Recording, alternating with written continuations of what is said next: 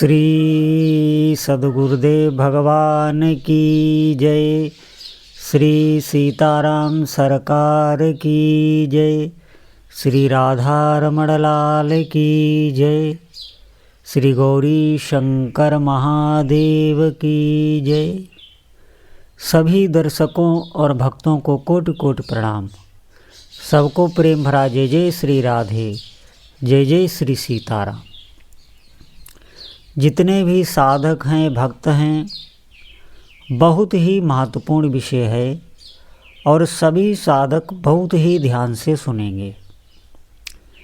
देखिए, हम भगवान का नाम जप तो कर रहे हैं, लेकिन हमारा उद्देश्य होता है कि कैसे भी हो हमारी समस्याओं का समाधान हो जाए, हमारे आगे जो दुख है वो दुख का अंत हो जाए, या हमारी कामनाओं की पूर्ति हो जाए।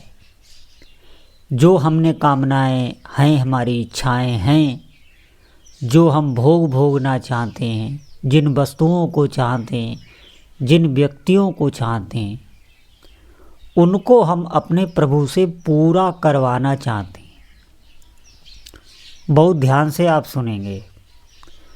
देखिए, ये कोई पाप नहीं है, पहले तो आप ये समझ लें, और ये कोई गलत भी नहीं है, क्योंकि हम अपने प्रभु से मांग सकते हैं।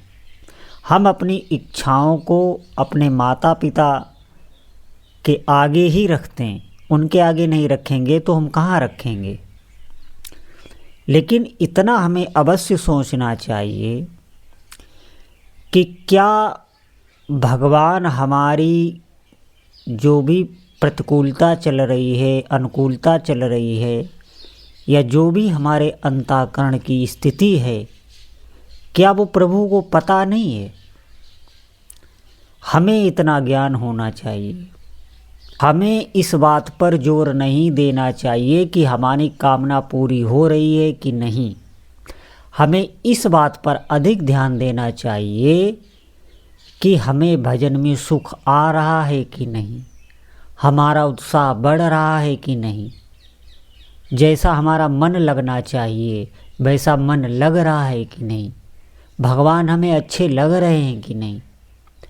इन बातों पर हमें अवश्य चिंतन करना चाहिए और एकांत में बैठकर अपनी स्थिति की जांच करनी चाहिए। एक बार अवश्य करें आप। क्या भगवान हमें अपने लगने लगे हैं? क्या हमें एकांत में उनकी ही याद आती है? क्या हम उनके लिए तड़पने लगे हैं, जैसे हम सांसारिक वस्तुओं के लिए तड़पते हैं? धन, ऐश्वर्य, मान, सम्मान, जो भी हमें दिख रहा है उसके लिए जैसे हम भागते हैं, क्या भगवान के लिए हम ऐसे भागने लगे हैं? क्या छटपटाने लगे हैं? एक बार अपनी स्थिति पर विचार अवश्य करना चाहिए। और जिस भाग्यशाली साधक के जीवन में ऐसा आ गया है कि भगवान से अपनापन हो गया है, भगवान उसे अच्छे लगने लगे हैं, प्रभु कर छोड़कर और कोई इच्छा कामना उसके जीवन में रह नहीं गई है, तो आप ये समझें कि अब भजन अपना काम कर रहा है। निश्चित आप समझें, ये जीवन का लक्ष्य है और हमें यहीं तक पहुंचना है। जब भगवान से साधक की प्रीति हो जाती है, अपनापन बढ़ने लगता है, जैसे इस शरीर से संबंध रखने वालों से अपनापन है, तो आप देखेंगे स्वाभाविक ही मन वहाँ जाता है। ऐसे ही जब प्रभु से अपनापन हो जाता है तो स्वाभाविक ही जप होता है, स्वाभाविक ही उनका नाम मीठा लगता है, उनके नाम में रस आता है, उनकी याद आके फिर नाम आता है। पहले उनकी याद आती है, फिर नाम जपता है वो। अगर जिस भाग्यशाली साधक के जीवन में ये आ गया तो आप निश्चित मानिए, ऐसे साधकों को ये चिंता नहीं करनी पड़ती कि हमारे जीवन का निर्वाह कैसे होगा। ये उसे सोचना भी नहीं पड़ता और ये कभी वो सोचता भी नहीं, क्योंकि ये सब भगवान सोचने लगते हैं। अगर हमारा भगवान से अपनापन हो जाए, अगर भगवान से हमारी प्रीति हो जाए, भगवान हमें अच्छे लगने लगें, तो आप एक बात ध्यान दें कि जो भी आपके इष्ट देव हैं, आपकी पूरी जिम्मेवारी उनकी जिम्मेवारी हो जाती है।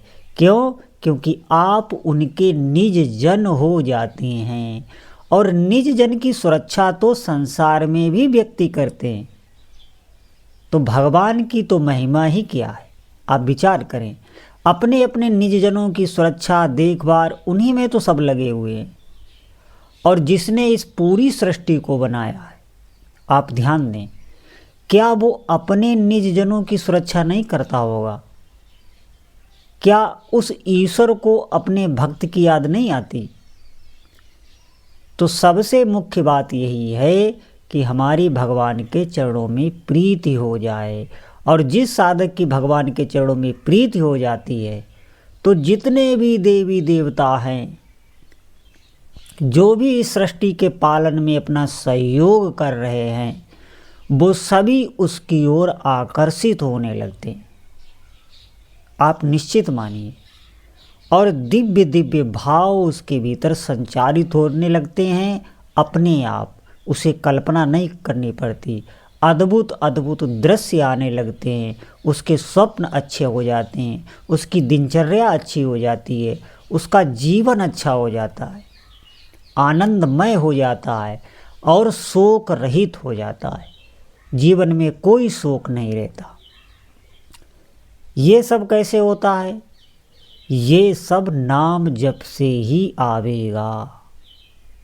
अभी हमारी कोई भी स्थिति भले न हो, भले ही हमें सांसारिक विषय अच्छे लग रहे हों, अज्ञान के कारण हम कामना से ही भगवान नाम जप में जुड़े हैं, लेकिन आप लगे रहें, आप निष्ठा से लगे रहें, नाम को मत छोड़ना। ये बात समझें।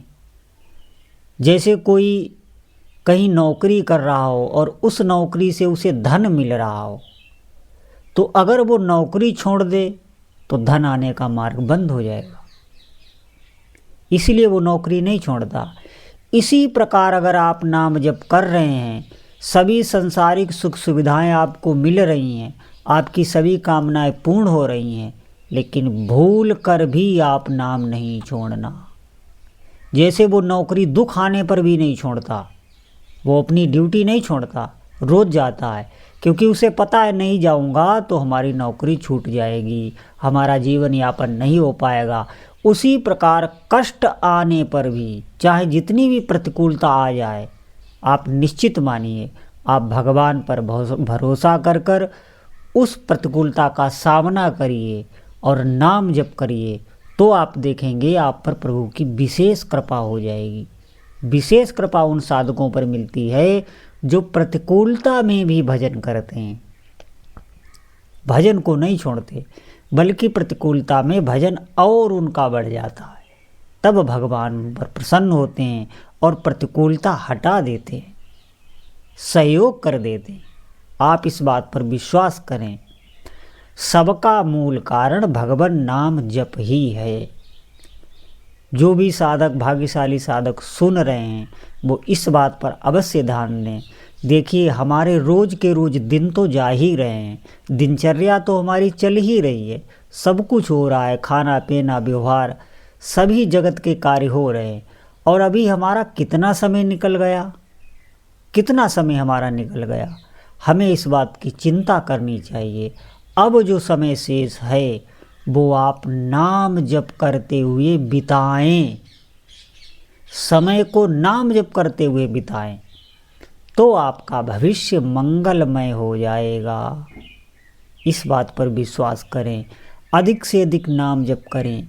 नाम जप ही ऐसी पूंजी है जो आपके समस्त कार्यों की पूर्ति कर देगी। वैसे भी जीवन में हम कामनाओं से घिरे तभी हैं कि हम भगवान से विमुख हो गए, हम भगवान से दूर हो गए। आप माने या ना माने, ये हमारी बहुत इच्छाएं हैं, बहुत कामनाएं हैं, सुख में सुखी, दुख में दुखी। इसका मुख्य कारण है कि हम जिसके अंश हैं, हम उससे विमुख हो गए हैं। और हम भगवान नाम जप से ही उसके सम्मुख हो जाते हैं। जब हम सम्मुख हो जाते हैं हमारे समस्त दुखों का अंत हो जाता है। इस बात पर आपको विश्वास ही करना होगा और विश्वास करके ही भजन में लगना होगा। कोई कुछ भी कहता रहे कि हमें प्रमाण दिखाइए नाम जप से क्या होता है, हमें नहीं मानना। हमें सिर्फ भगवान नाम जप करना है। और अगर आपने ये बाणी पकड़ ली, नाम जप आप करने लगे, तो निश्चित मानिए आपका जीवन मंगलमय हो जाएगा। तो जितने भी साधक हैं जो इस सत्संग को सुन रहे हैं वो अधिक से अधिक भगवान नाम जप करें। बोलो जय जय श्री सीताराम।